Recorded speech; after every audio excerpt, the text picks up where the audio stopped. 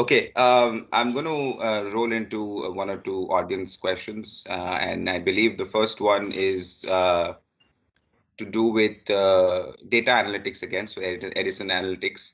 Uh, the question is from Somasekar, and he's asking, have you done any data analysis to predict degradation of state of health with fast charging specifically?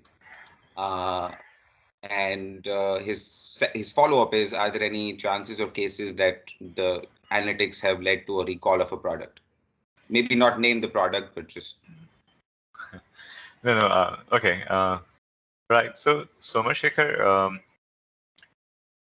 on fast charging, let's abstract fast charging into high C rates so that we don't have to talk about specific applications. So, in in uh, in both the applications of stationary storage and EVs, higher C rates are known, and we have evidence that higher C rates lead to faster degradation.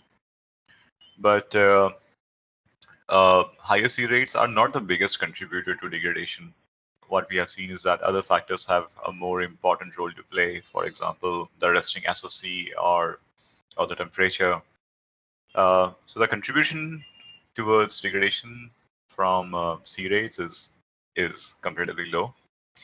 Coming to the second question about recall, I don't know of any such instances because recall is a last resort, right? Recall is when everything else has failed and then you have to admit to the wide market publicly that you screwed up. So recalls are very rare. I don't know of any such instances.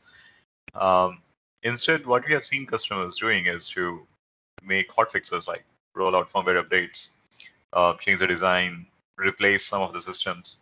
So yeah, I think the go-to strategies are replacements, updates, fixes instead of recalling. Maybe because that it was not so bad that they needed recall anyway.